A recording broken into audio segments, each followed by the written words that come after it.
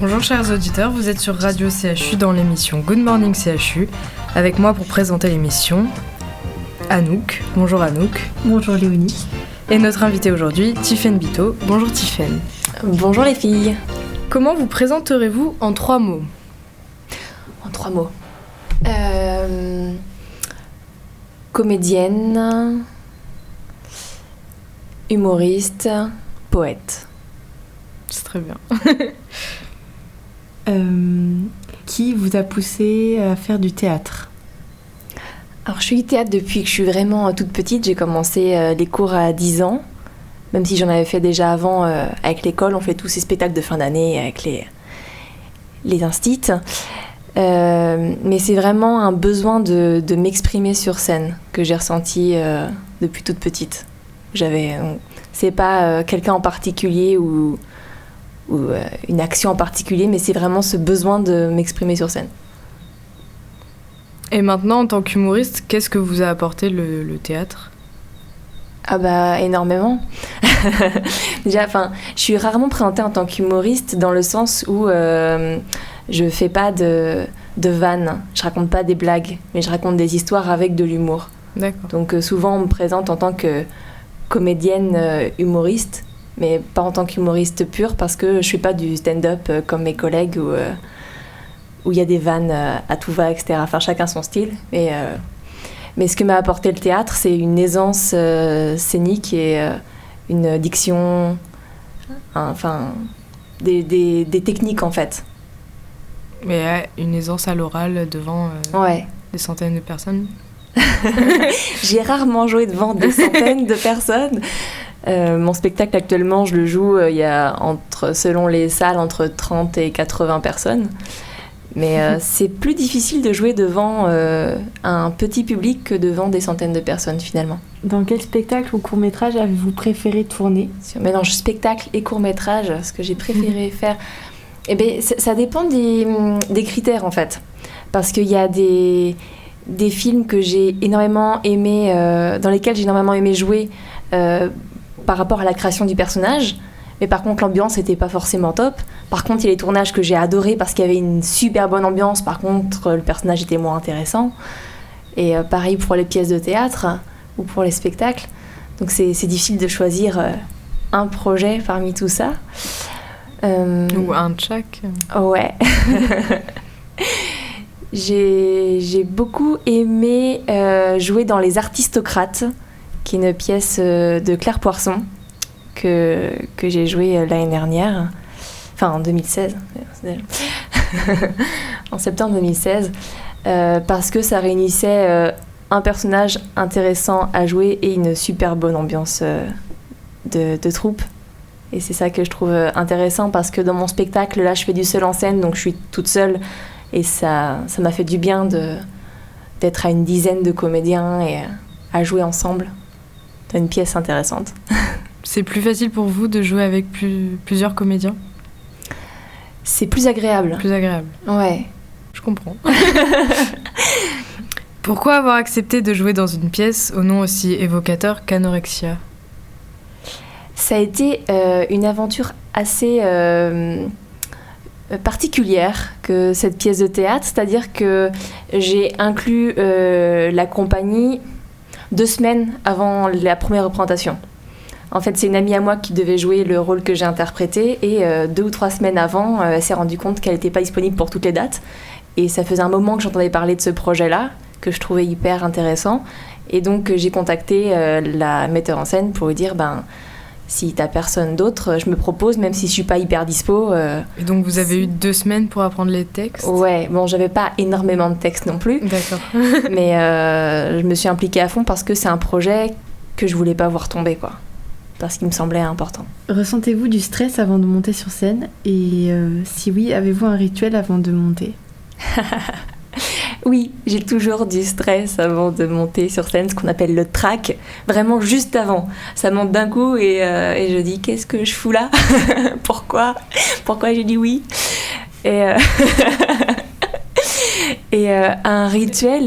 Pour lier à ça, oui, des habitudes avant de monter. Ouais, j'aime bien avoir un moment à moi, je me refais un peu tout mon spectacle rapidement en tête.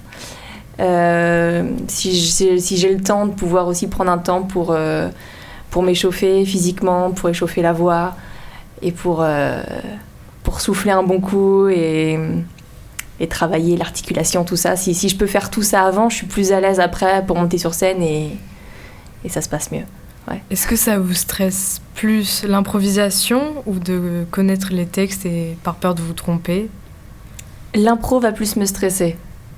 Comme je viens du théâtre pur vraiment, et j'ai fait de l'impro, mais j'ai jamais été hyper à l'aise. C'est une sécurité pour moi d'avoir un texte que je connais. Et donc vous vous y mettez à fond quand vous l'apprenez ? Ouais. C'est pas une difficulté pour moi que d'apprendre un texte. D'accord. J'ai cette facilité-là. Mais c'est à force de travailler aussi. Et quand t'as des fois 2-3 textes de pièces ou de films à travailler en même temps, le cerveau c'est un muscle et plus il fait travailler, plus il comprend comment ça fonctionne. Donc c'est pas une difficulté pour moi le texte. L'impro plus. D'accord. Que préférez-vous maintenant, être sur les planches ou former de futurs acteurs comme avec Soleil dans la nuit ?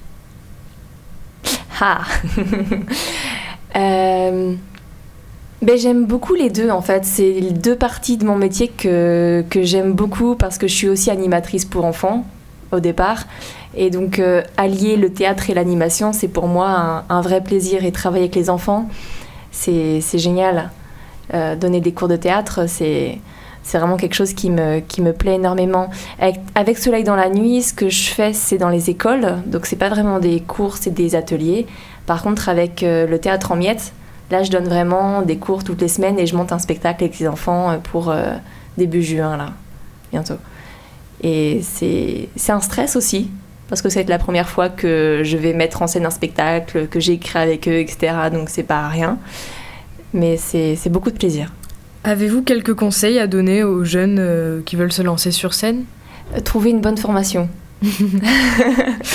Moi, j'ai fait plusieurs formations. J'étais à Nantes avant et quand j'ai décidé vraiment de faire de la scène mon métier, j'étais à Nantes et à ce moment-là, j'ai cherché plein de cours différents pour avoir des expériences en improvisation, en texte vraiment théâtre, en café-théâtre.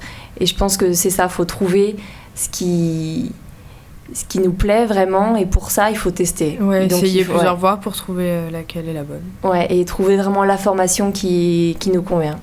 Et moi, c'est ce que j'ai trouvé ensuite après à Bordeaux. Avec le théâtre en miettes, c'était vraiment la formation qu'il me fallait. Donc je suis ravie de l'avoir faite.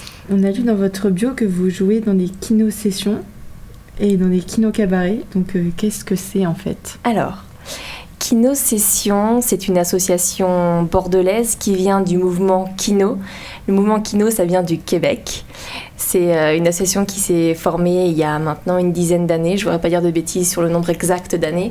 Et en fait, c'est permettre à n'importe qui de réaliser un film en peu de temps avec peu de moyens. Et ces Québécois se sont amusés à faire le tour du monde et à créer des cellules Kino un peu partout sur tous les continents. Et chaque cellule fonctionne indépendamment. Et à Bordeaux, ça s'appelle Kino Session. Et il y a Kino Pop à Paris. Chaque ville qui a son association a donné un nom différent. Et Kino Session, donc à Bordeaux, tous les 2 mois, il y a des projections de courts-métrages de 5 minutes qui ont été réalisées dans les 2 mois précédant la projection. Et avec peu de moyens. Voilà, et avec beaucoup de moyens humains surtout. Oui. Mais pas de moyens financiers. L'entraide de chacun. Exactement, c'est vraiment... Ça suffit pour faire un super beau projet. Voilà, c'est dans la solidarité, le partage. Et les kino-cabarets, c'est chacune de ces cellules partout dans le monde, pendant une semaine, à un moment dans l'année, va organiser un festival, en gros, avec des gens qui vont venir de partout, faire des films ensemble sur 2 ou 3 jours. Donc en 48 heures ou en 72 heures, ou des fois même en 24 heures, on fait des films. De la rencontre des gens jusqu'à la projection, on a 1, 2 ou 3 jours maximum. C'est hyper intense et c'est une expérience formidable à vivre. Ouais, ça doit être des chouettes aventures. Ouais, et puis des gens du monde entier, on parle anglais, on parle français, on parle... Voilà, c'est génial. Comment vous est-il venu l'idée de devenir comédienne humoriste ? Alors, comme je disais tout à l'heure, j'en fais depuis que je suis petite. Après, vraiment, le moment où je me suis dit j'aimerais en faire plus que des ateliers plus ou moins amateurs, ça s'est décidé quand j'avais 21 ans.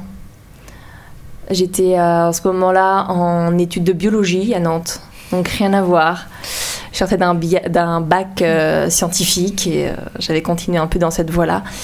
Et puis il y a un moment où je me suis dit stop, en fait, c'est pas ça que je veux faire de ma vie. Je faisais du théâtre depuis toujours et je me suis rendu compte à ce moment-là vraiment que c'était plus qu'une passion. Voilà, que je voulais vraiment faire ça de ma vie. Et donc c'est là où j'ai lâché la fac et j'ai pris des cours, comme je disais tout à l'heure, improvisation, texte contemporain et café-théâtre à Nantes. Est-ce que vous avez un type d'humour favori ? J'aime énormément l'humour absurde.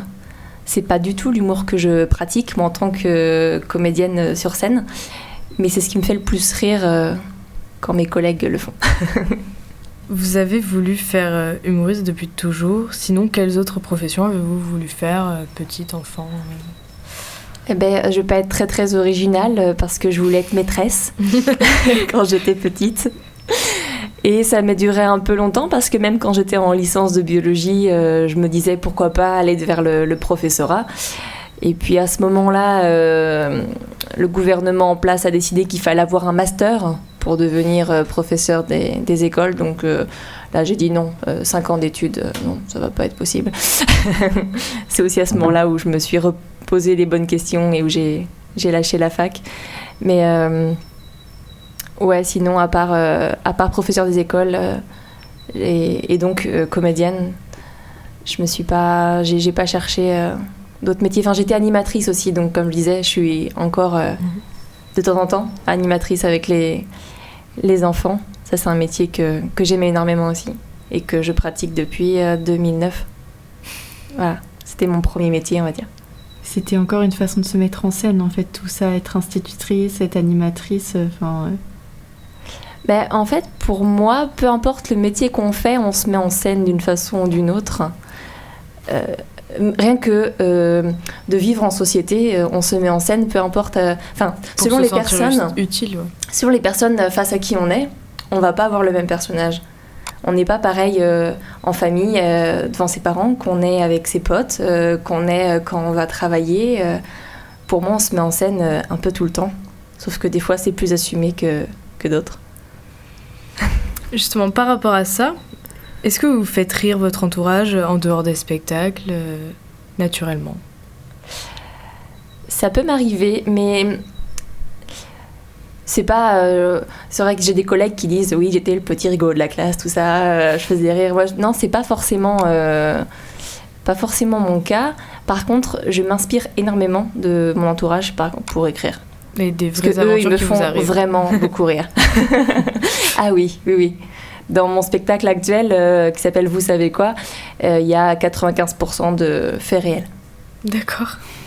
Pas besoin de chercher loin pour trouver à faire rire. Mais pouvons-nous vous retrouver sur les réseaux sociaux ? Tout à fait, vous pouvez me retrouver sur les réseaux sociaux au nom de Tiphaine Biteau, tout simplement, mon nom. Donc Tiphaine, T-I-P-H-A-I-N-E et B-I-T-E-A-U. Cette émission est désormais terminée. Merci à vous, chers auditeurs, de nous avoir prêté vos oreilles pour ce Good Morning CHU. Merci à vous, Tiphaine Biteau, de vous être prêtée au jeu de nos questions et à Léonie de m'avoir épaulée dans cette interview. Bisous les loulous. Au revoir. Bon après-midi sur Radio CHU.